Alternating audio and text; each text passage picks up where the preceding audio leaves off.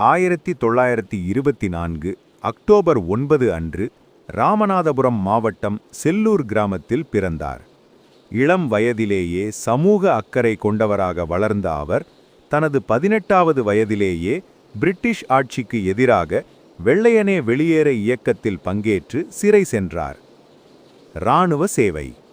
நாட்டுப்பற்று மிக்க அவர் இந்திய இராணுவத்தில் இணைந்து பணியாற்றினார். அங்கு பல மொழிகளை கற்றுக்கொண்டார்.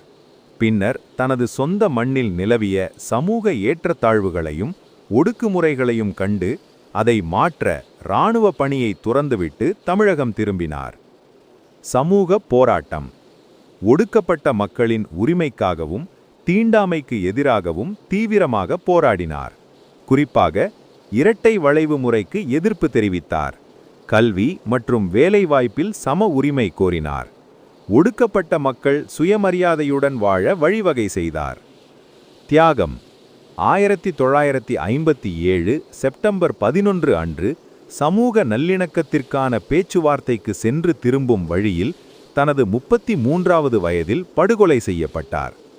மிகச் சிறிய வயதிலேயே சமூக நீதிக்காக தனது இன்னுயிரை தியாகம் செய்த அவர் இன்றும் பலருக்கு போராட்ட குறியீடாக விளங்குகிறார்.